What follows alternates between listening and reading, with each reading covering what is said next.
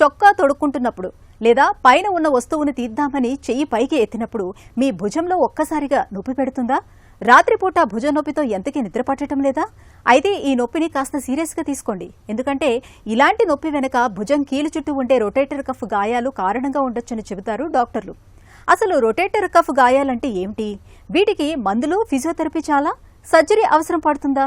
మొదలైన వివరాల గురించి డాక్టర్ని అడిగి ఇప్పుడు తెలుసుకుందాం.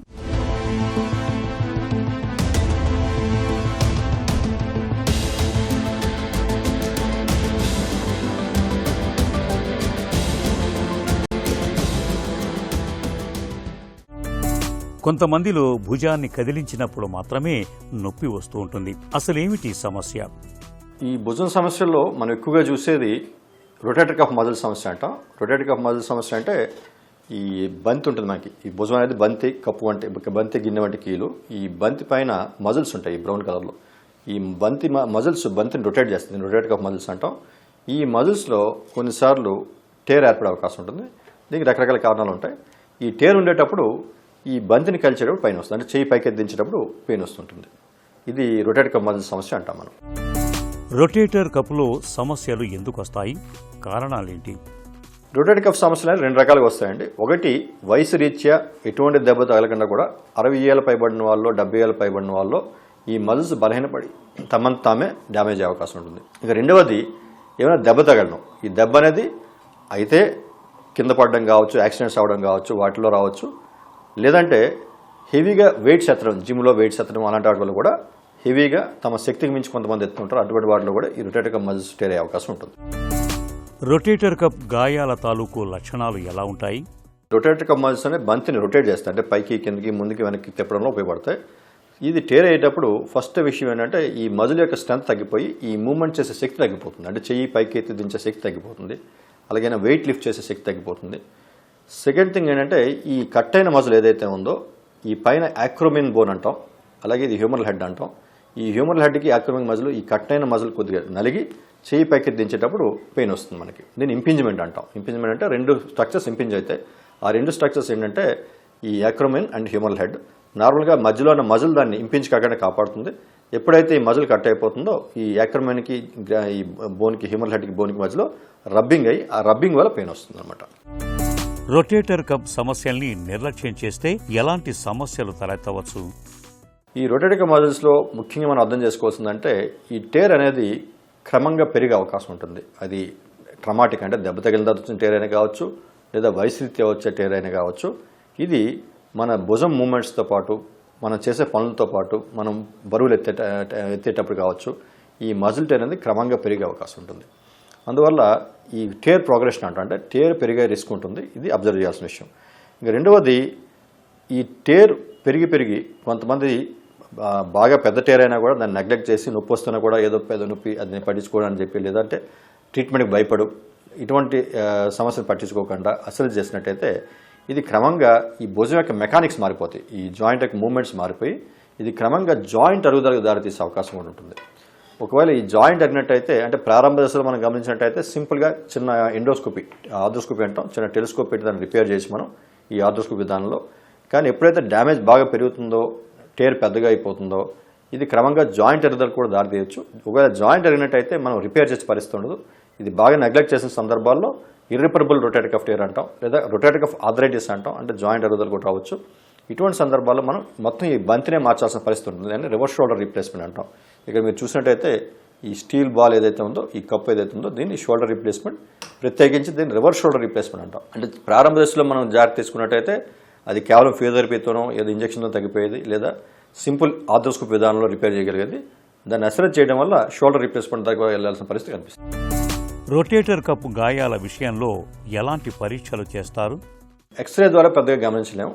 ఎక్స్రేలో చాలాసార్లు ఈ మజిల్ సాఫ్ట్ టిష్యూ ప్రాబ్లం కనుక బోన్స్లో ఏం కనపడదు మనకి. యాక్చువల్గా ఇది ఒక కామన్ రీజన్ మనం మిస్ అవ్వడానికి. చాలామంది అంటే భుజానికి దెబ్బ తగలగానే డాక్టర్ దగ్గరికి చూపించుకుంటారు, చెయ్యి ఎత్తలేకపోతున్నాను నొప్పి వస్తుందని చెప్పేసి.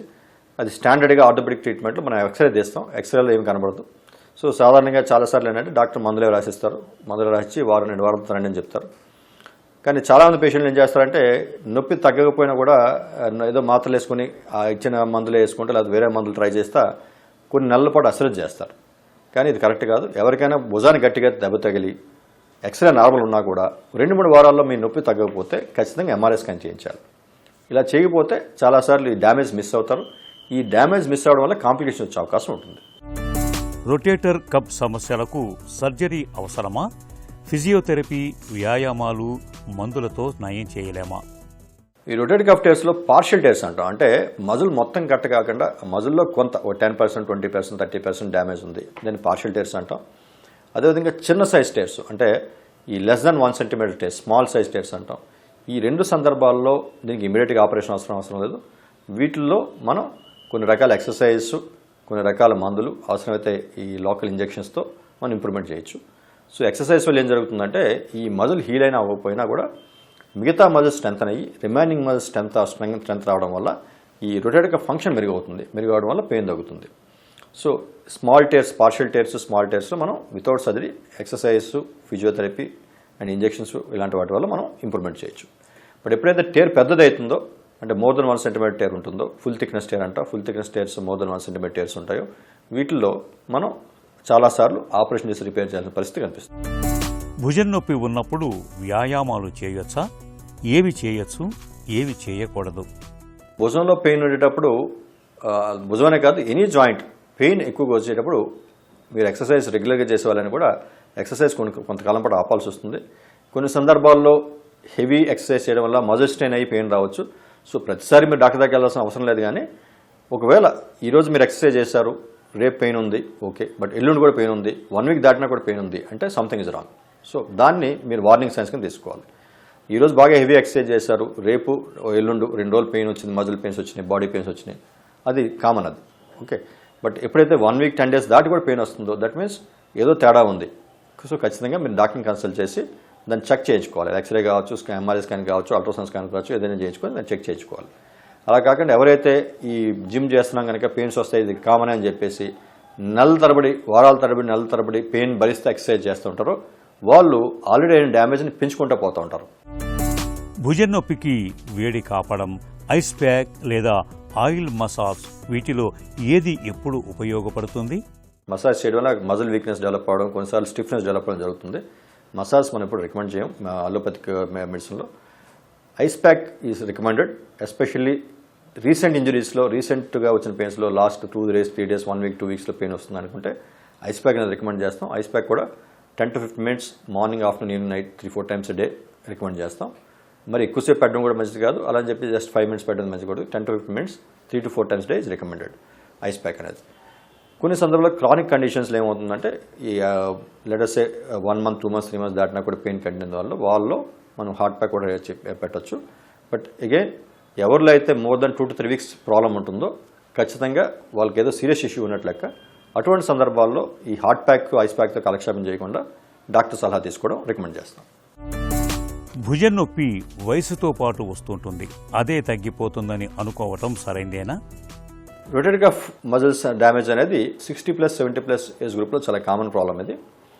అందరిలో ఈ రొటేటర్ కఫ్ టేర్ అంత మాత్రం ఆపరేషన్ చేయాలి లేకపోతే దానికి అందరికీ సర్జరీ చేయాలనే రూల్ ఏం లేదు. నేను చెప్పినట్టు పార్షియల్ టేర్సు, స్మాల్ టేర్సు, పెద్దగా నొప్పి లేని టేర్సు, మూమెంట్స్ మంచిగా ఉన్నాయి, పేషెంట్కి స్ట్రెంత్ బాగుంది, షోల్డర్ స్ట్రెంత్ బాగుంది, ఆయన అన్ని రకాల యాక్టివిటీ చేసుకుంటున్నాడు, పెద్ద పెయిన్ లేదు, ఇటువంటి సందర్భాల్లో వీళ్ళకి సర్జరీ అవసరం లేదు. వాళ్ళకి జస్ట్ మజిల్ స్ట్రెంత్ ఎక్సర్సైజ్తో మనం ఇంప్రూవ్ చేయొచ్చు. కానీ సేమ్ టైం ఓల్డ్ ఏజ్లో షోల్డర్ పెయిన్ అనేది కామను కనుక దాన్ని ఏదో ఆయింట్మెంట్ రాసుకుంటా, హాట్ ప్యాక్ పెట్టుకుంటా, కోల్డ్ ప్యాక్ పెట్టుకుంటా మేనేజ్ చేద్దాం అనేది కూడా కరెక్ట్ పద్ధతి కాదు.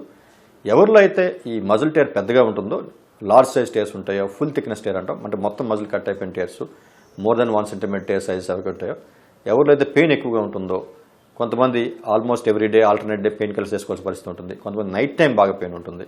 ఈ నైట్ టైం బాగా పెయిన్ ఉండే వాళ్ళు, ఎవరైతే మూమెంట్స్ బాగా రెస్ట్రిక్ట్ అయిపోతే, చేయి పైకెత్తలేకపోతున్నారు, చొక్కా వేసి తీసుకోవడం కష్టం అవుతుంది, రోజువారీ పనులు చేసుకోవడం కష్టం అవుతుంది, ఇటువంటి వారిలో బహుశా ఆపరేషన్ అవసరం పడే అవకాశం ఉంటుంది.